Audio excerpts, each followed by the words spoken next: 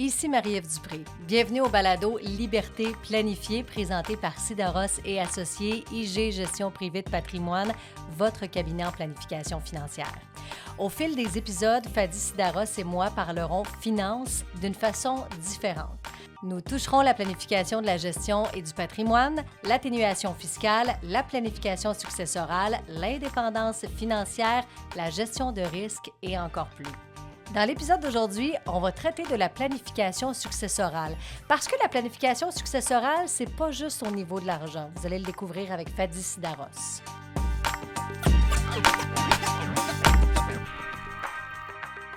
Bienvenue dans Liberté planifiée, un balado où est-ce qu'on parle finances, mais de façon très simple. On vous démystifie ça avec mon invité Fadi Sidaros de Sidaros et Associés. Bonjour Fadi. Bonjour. Aujourd'hui, on va parler de planification successorale. Oui. On travaille toute notre vie à accumuler des sous. On se dit qu'on va accumuler ça pour nos vieux jours, pour pouvoir en profiter, mais on ne pense pas au après. Hein? C'est pas un sujet qu'on se lève le matin et qu'on en parle nécessairement. Oui, parce que c'est un sujet quand même qui est difficile à aborder, mais pourquoi, justement, on évite ce sujet-là? Souvent, c'est pas une question d'éviter, c'est souvent pas dans notre esprit d'en parler. Souvent, la succession, on se dit, ils auront ce qu'ils auront, dans le sens où ils auront ce qui reste. Il y en a d'autres qui vont se dire, moi, je vais en laisser le plus possible. Puis il y en a d'autres qui pensent pas pantoute. Mm-hmm. Est-ce que ce malaise-là de parler de succession, il est normal, selon toi? C'est parler de sa mort. C'est déjà là. Je pense qu'on y pense davantage quand on vieillit, parce que quand on est jeune, on pense qu'on va pas mourir de toute façon. Puis la planification successorale, ça englobe beaucoup, beaucoup de choses. Je pense que ça peut englober certainement la fiscalité qu'on va parler aujourd'hui, quand même beaucoup. Ça va englober aussi la question du testament. Parce que le testament ne fait pas juste distribuer les biens, mais va lancer des messages à l'intérieur de notre testament, qui va s'en occuper, comment ça va se distribuer. Puis il y a aussi un transfert de valeur aussi qu'on veut faire au niveau successoral, qui, elle, est un petit peu plus un concept intangible, parce qu'on se dit, transférer mes valeurs, je le fais toute ma vie. Mais je pense qu'il y a des discussions à avoir. On parle présentement beaucoup d'aide médicale à mourir, parce que c'est une loi qui a passé dans les dernières années. Mais c'est toutes des choses qu'on doit penser dans une planification successorale.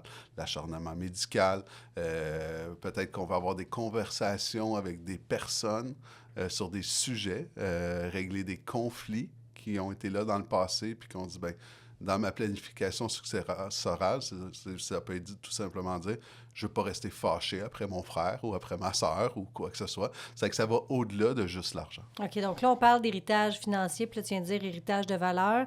Tu nous as donné quelques exemples, mais peux-tu vraiment nous faire une différence entre les deux, une distinction? Là? Oui. Dans le fond, l'héritage financier, c'est plutôt scientifique dans le sens où on peut attribuer des chiffres à certaines personnes, c'est-à-dire comment notre patrimoine financier va se transférer. Souvent, entre un couple, c'est assez simple. Là, c'est l'un qui décède. Souvent, ça va aller à l'autre conjoint. Mais maintenant, au dernier décès, comment ça va se distribuer? Est-ce que ça s'en va à tous les enfants? Est-ce qu'il y a une partie qui va à des œuvres de charité pour faire de la philanthropie? Est-ce qu'il y a une partie qu'on veut sauter une génération puis l'envoyer directement aux petits-enfants? Est-ce qu'il y a des gens qu'on veut exclure de notre testament? Ça, c'est vraiment la partie financière. Puis il ne faut pas oublier non plus dans la partie financière qu'il y a une partie qui va aller au gouvernement. Puis en tant que gestionnaire de patrimoine, mon métier, c'est de venir vraiment adresser cette situation-là parce que notre plus grosse facture fiscale, on essaie de sauver de l'impôt à chaque année, là, à dire je mets des REER, je fais ci, je fais ça. Puis là, tu dis au comptable, non, pas encore de l'impôt. Mais on ne se pose pas la question, notre plus grosse facture fiscale, elle va être au décès. Parce que le gouvernement dit, le jour où tu décèdes, tu es voué à avoir vendu théoriquement tous tes biens, avec tous les gains en capitaux que tu avais sur tes placements. Ton chalet que tu avais payé 150 000 puis qui est rendu 700 000, puis il a pris de la valeur dans les dernières années, ça va être taxé. Tes REER, tes FER vont être taxés. Il y a un paquet d'éléments qui vont être taxés d'un coup. Puis ça, si on ne prend pas des mesures, puis ça, je vous dirais, là, presque 99% du temps, quelqu'un qui se présente au bureau, je lui demande, vous faites une planification successorale dans les dernières années, ils vont dire, j'ai un testament. Puis je dis, à part ça, la plupart du temps, c'est silence radio. Je dis, qu'est-ce que tu veux dire? Je dis, savez-vous, c'est quoi l'impôt qu'il va avoir pour votre succession lors de votre décès? Non. S'il y avait des stratégies pour pouvoir le réduire, est-ce que vous seriez intéressé? La réponse est tout le temps oui, parce qu'on essaie Tu ne de... peux pas laisser ça aux gens qui vont te succéder. Mais tu vas, des fois, c'est inévitable qu'on va en laisser une partie à l'impôt, c'est évident, mais on n'est pas obligé d'en laisser plus qu'on devrait, puis on veut surtout l'organiser. Je donne un exemple. Si, par exemple, on a une facture d'impôt de 300 000 puis cette facture d'impôt-là, pour la payer, il faut vendre le chalet. Donc, ça incite les enfants à devoir prendre des décisions rapidement, faire une vente de feu pour payer, et ainsi de suite. Mais dans le fond, on voulait peut-être laisser le chalet aux enfants parce qu'il y a une historique familiale, c'est là qu'on se réunissait tout le temps. Donc, c'est là que l'émotion aussi, pas juste l'argent. C'est qu'est-ce que je fais pour remplacer l'argent que j'avais besoin de la vente du chalet pour pas que mes enfants aient été obligés de prendre une hypothèque pour payer l'impôt. Il y a plein de scénarios où la fiscalité qu'on n'avait pas prévu, c'est comme si on avait pelleté le problème aux autres. Parce que la plupart des gens vont avoir plus d'actifs que d'impôts à payer, la plupart du temps. Ça veut dire si votre... Si tu as bien géré tes choses. Exactement. Maintenant, s'il y a plus de dettes que d'actifs, on refuse la succession normalement. Mais de façon générale, majoritaire, les gens vont laisser plus d'actifs que d'impôts ou de dettes. Maintenant, il y a des actifs que je ne veux pas nécessairement que mes enfants soient obligés de vendre. Puis j'ai des actifs qui ne seront peut-être pas dans le bon temps pour vendre. C'est pour ça que la planification successorale, c'est de dire, bon, c'est quoi les actions que je peux prendre dans les prochaines années qui va faire soit réduire ma facture fiscale ou la gérer, un des deux. Puis plus on attend pour le faire, le problème, c'est qu'il y a des stratégies, des fois, qui sont comme trop tard. Parce que la personne, c'est-à-dire, si tu as 80 puis tu décèdes à 90, bien, j'ai juste 10 ans pour faire des stratégies. Tandis que si on a la conversation à 55 ans puis tu décèdes à 90, bien là, j'ai beaucoup de temps en tant que conseiller pour mettre des choses en place qui vont faire en sorte que ça va réduire la facture fiscale, le décaissement de la façon que tu vas faire le décaissement de tes régimes enregistrés. Est-ce qu'il y a de l'argent que je veux aussi donner aussi? Parce que l'héritage, les gens vont dire... La plupart des gens vont décéder avec un patrimoine assez important parce qu'ils ont vendu la maison en dernier, et ainsi de suite. Ils n'ont pas eu le temps de tout consommer, ce qu'ils ont produit à travers leur vie. Bien, il y a des gens, une fois qu'on fait une analyse successorale, ils disent hey, « je vais leur laisser ça. » Bien, peut-être que je voudrais aider maintenant au lieu d'aider plus tard. Parce que je me sens en confiance, vu que j'ai fait une bonne planification financière de ma retraite, puis une bonne planification successorale, ça me donne le pouvoir de prendre des décisions différentes que si je m'en allais les yeux fermés, sans savoir où je m'en vais, puis qu'est-ce que ça va donner. Donc, ça donne de l'information, faire une analyse successorale, qui fait en sorte que bien, je veux peut-être avoir le plaisir de donner maintenant, voir ce que ça fait, voir le chemin que cet argent-là va avoir pris, permettre à un petit enfant de partir son entreprise, acheter sa première maison, aider quelqu'un qui est dans le besoin, commencer à faire de la philanthropie un peu plus tôt pour aider des organismes qui me tiennent à cœur. Vraiment, ça donne du pouvoir, puis c'est vraiment intéressant. Puis les gens, il y a beaucoup de gens qui pensent qu'ils n'ont pas beaucoup de sous, puis qui vont mourir riches. Puis ça, je le vois quand même assez régulièrement. Là, tu as parlé d'héritage financier. Oui. L'héritage de valeur, tu l'as tranquillement effleuré, Oui.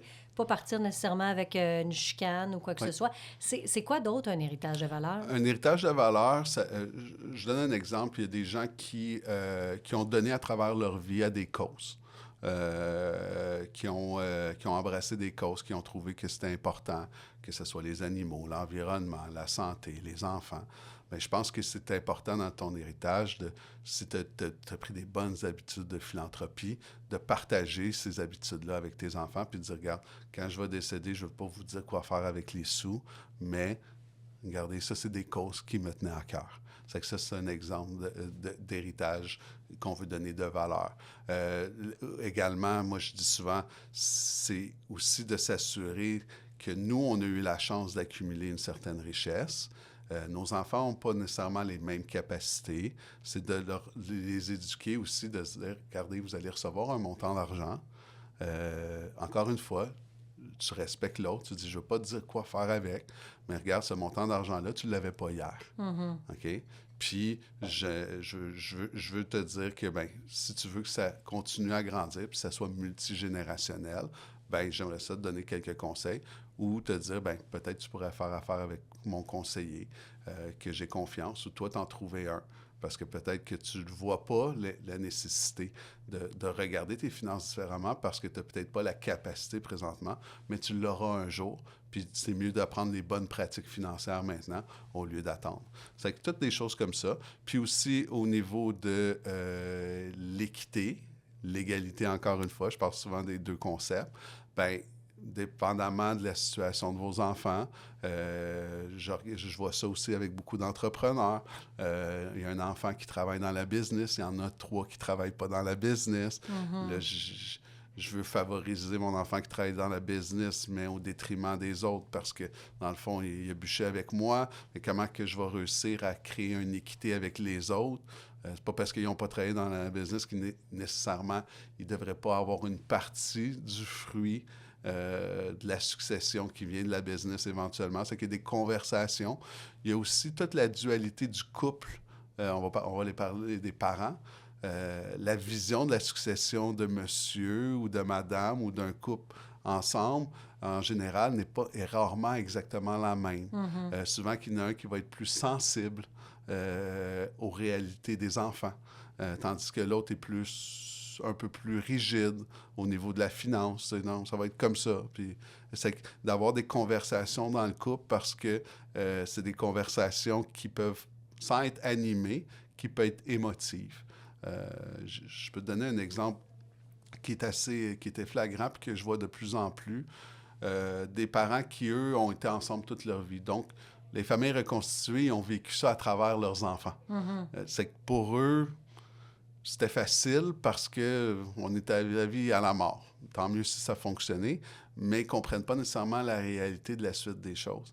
C'est que si moi, par exemple, on est en couple ensemble et on était ensemble toute notre vie, puis on a plusieurs enfants qui, eux, sont rendus tous, à part une, disons, qui, elle, ça fait longtemps qu'elle est avec son conjoint. Les autres sont tous en famille reconstituée. Si tout le monde reçoit la même chose, puis une des personnes qui est en famille reconstituée décède, est-ce que lui, son testament s'envolait tout à cette nouvelle conjoint ou conjointe-là? Puis est-ce que l'argent, si cette personne-là décède, va aller à ses enfants ou va aller à mes petits-enfants? C'est des grandes questions, là. C'est que là, on peut perdre la trace de notre propre argent Mm-hmm. parce que je peux dicter mon testament, mais je ne peux pas dicter le testament des autres. Ouais. C'est que j'ai des familles qui ont eu de l'aliénation parentale, par exemple. Mais moi, cet enfant-là, en tant que grand-père, il y a eu de l'aliénation parentale par rapport à mon fils, par exemple, ou par rapport à ma fille. Mais là, moi, je vais avoir un lien avec ma petite fille ou mon petit-fils. Comment je vais pouvoir diriger ça sans que c'est la personne qui fait de l'aliénation parentale tire les ficelles de l'argent? Ça peut devenir extrêmement complexe, Mm-hmm. mais je pense que, encore une fois, cette complexité-là, on l'amenuise, on la réduit du moment où on commence à en parler, puis la valeur d'un conseiller dans l'histoire est super intéressante parce que en tant que conseiller, je suis empathique aux émotions qui se passent, mais je ne suis pas impliqué dans les émotions. C'est-à-dire que je peux garder un œil un peu plus rationnel. J'ai pas de biais aussi dans le couple. Lorsqu'il y a des arguments, on part avec un bagage. Moi, ça veut dire je vais donner raison à différentes périodes aux deux pour justement trouver le point en commun pour arriver avec quelque chose. Est-ce que je devrais utiliser une fiducie testamentaire? Il y a tellement de sujets importants. Puis, je vous dirais que c'est l'enfant pauvre de la planification financière. Là, ce que je comprends, par exemple, c'est qu'il faut avoir une conversation avec nos enfants, là. À un moment donné. Mais je pense qu'avant même d'avoir la conversation avec les enfants, il faut voir comment nous, on voit les choses en tant que couple. Parce que souvent, il y a une certitude entre nous. T'sais. Non, moi, je veux vraiment que tout aille à toi. Puis il y en a qui vont dire, bien, à ton décès, bien, j'aimerais ça que les enfants... Moi, j'ai une histoire qui est intéressante parce que c'est un couple quand même assez aisé, puis ils se léguaient mutuellement lors d'un décès, du premier décès. Puis ça, c'était correct. Puis à un moment donné, on dit, regarde, nous, là, on n'a pas le goût... Puis c'était plus une image, je pense pas qu'ils croyaient vraiment. On n'a pas le goût que les enfants aient hâte que le deuxième décède. Oui, je comprends. Tu sais, je veux pas avoir le feeling que, bon, mais c'est juste moi qui reste, j'ai toute la richesse, puis mes enfants, c'est qu'ils se sont comme mis d'accord qu'au premier décès, il y aurait un petit peu de l'héritage qui irait tout de suite, sachant que la planification de retraite du survivant était comme assurée. C'est qu'ils ont dit, on va prendre un petit pourcentage de notre patrimoine global, puis au premier décès, on va offrir une partie de l'héritage à ce moment-là, pas attendre que tout le monde soit décédé. Il y a plein de concepts, de façons de le faire, aussi créatifs qu'on peut l'être, puis ça a juste du bon. Ça a juste du bon. Mais malgré tout, je sais que je pose la question en connaissant la réponse, ça crée quand même des conflits souvent quand il est question de succession.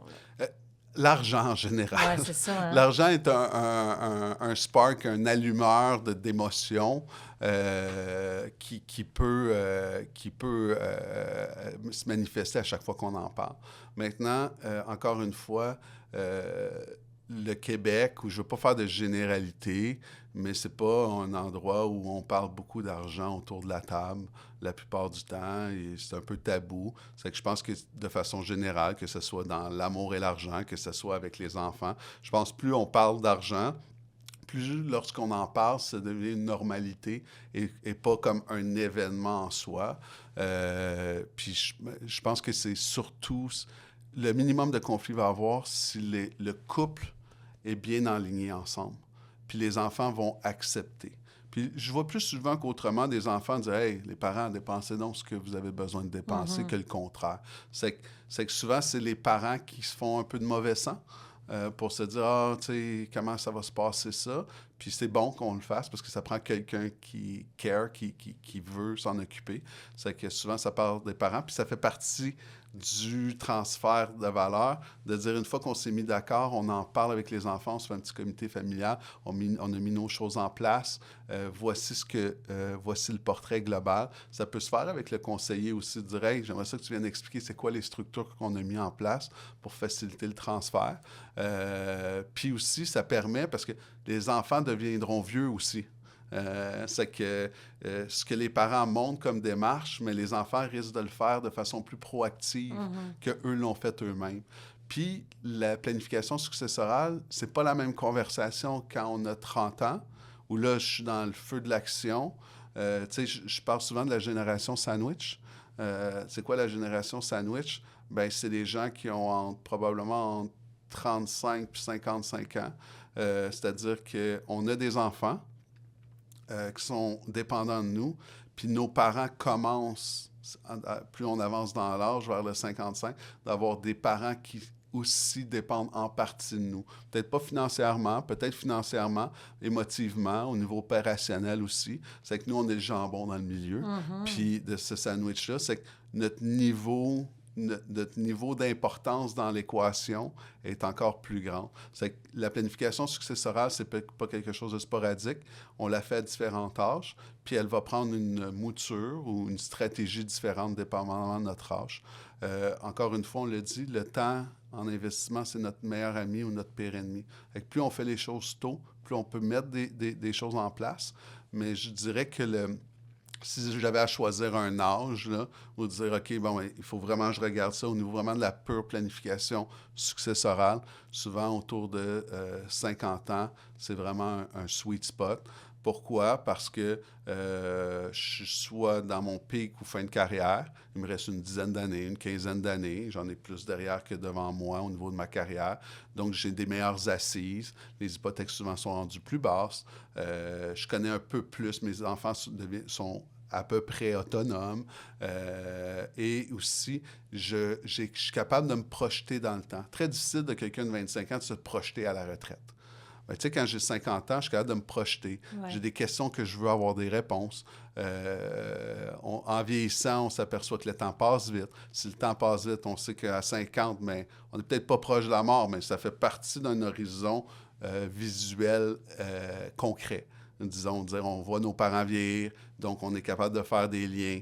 Donc, comment je vais être traité aussi lorsque je vais vieillir, comment je veux, c'est quoi mon processus humain que je veux avoir, puis financier aussi. Ça, c'est la planification successorale, mais le testament, on le refait à peu près à quel intervalle? Le testament, je pense qu'à n'importe quel événement majeur dans notre vie, première des choses, testament, il n'y a pas d'âge pour en avoir un le plus tôt possible. OK? C'est-à-dire que dès qu'on peut, on a un testament. Surtout si on est en conjoint de fait aussi, il y a des choses qu'on veut mettre dans le testament qu'on n'a pas nécessairement besoin de mettre lorsqu'on est marié. S'il y a des enfants impliqués. S'il y a des enfants impliqués, s'il y a des familles reconstituées aussi, comment on veut traiter les enfants. On a une famille de 4, t'en as 2, j'en ai 2. Comment on traite ça? C'est que le testament. Puis le testament aussi, on le change aussi lorsque nos liquidateurs, on veut les changer. C'est-à-dire, je me souviens que moi, quand j'étais plus jeune, j'ai mis ma sœur puis ma belle-sœur comme liquidateurs. Mais aujourd'hui, mes filles sont rendues plus vieilles. C'est pourquoi c'est mes filles qui vont hériter. C'est que s'ils vont avoir le bénéfice, ils devraient avoir peut-être aussi la charge de s'en occuper. C'est que toutes ces questions-là, donc changement de couple, changement de situation financière importante, des intérêts aussi. Comme on a dit, avant, j'avais mis mes enfants. Mais là, mes enfants commencent à avoir des enfants. Je veux peut-être en léguer directement, pas attendre que mes enfants décèdent pour que mes petits-enfants reçoivent une partie. C'est qu'à chaque fois qu'on se pose une question, je dirais pas à chaque année, je pense qu'on installe une stratégie pour plus ou moins longtemps, à moins qu'il y ait un événement majeur, mais je pense qu'il faut que ça soit revisité de la même façon que notre mandat pour protection ou mandat d'inaptitude pour le commun des mortels, quelque chose d'important. Mettons, en terminant, là, qu'il y a des gens qui nous écoutent puis ils font comme hey, « moi, j'ai vraiment rien ». Bon, après avoir paniqué, parce que le wake-up call est arrivé, on fait quoi? Bien, première des choses, c'est d'avoir une conversation, si on est seul, bien, avoir une conversation avec nous-mêmes, si on est en couple avec notre conjointe, prendre rendez-vous avec un notaire, d'avoir une première conversation avec le notaire pour faire le testament, dire exactement éduque-moi. Si vous avez un bon conseiller financier, il va déjà vous donner des pistes de réflexion. Le notaire n'est pas là pour calculer l'impôt au décès. Là. Ça, c'est vraiment votre planificateur financier, votre conseiller financier qui va pouvoir vous aider là-dessus. C'est qu'il y a deux aspects. Il y a l'aspect légal qu'on veut figer dans le temps le plus vite possible, c'est-à-dire faire son testament, puis ses procurations, puis tout ce qu'on a de besoin au niveau légal. Puis en parallèle, faire une bonne planification successorale, planification financière globale. Parce que le successoral dépend aussi, c'est des vases communicants. Là. Je fais ma planification de retraite, je vois combien il va me rester à la fin de ma retraite, donc je fais une planification successorale. C'est qu'il y a des étapes à prendre dans les 6 piliers de la planification financière. La planification successorale, c'est un des piliers. Moi, je dis souvent, le plus vite possible, on fait le testament, mais des fois, en faisant une planification financière en amont, va dicter certaines choses qu'on va mettre dans le testament, au lieu de vice-versa. Puis des fois, il ne faut pas se gêner de dire « Ah, je viens de faire mon testament ». Tu peux faire un addendum ou une modification de ton testament sans refaire tout le testament, qui coûte moins cher aussi que de tout faire le testament. Alors là, le réveil va être peut-être moins brutal après avoir écouté la chronique d'aujourd'hui. Il y a j'espère. peut-être des gens qui vont prendre d'autres décisions. Merci beaucoup, Fadi. Ça fait plaisir. Fadi Sidaros de Sidaros et Associés qui était avec nous pour le balado Liberté planifiée. Vous cherchez des conseils adaptés à votre vie? Contactez l'équipe de Sidaros et Associés, IG Gestion privée de patrimoine au sidarosetassociés.ca parce que derrière l'argent, il y a les gens. Liberté planifiée, une production M105. IG Gestion de patrimoine incorporé, cabinet en planification financière. Ce contenu contient des renseignements de nature générale seulement. Son but n'est pas de fournir des conseils juridiques, fiscaux ou de placement personnalisé, ni de vous inciter à acheter des titres. Fadi Sidaros est entièrement responsable du contenu. Il convient d'obtenir des conseils adaptés à votre situation personnelle auprès d'un conseiller ou d'une conseillère IG.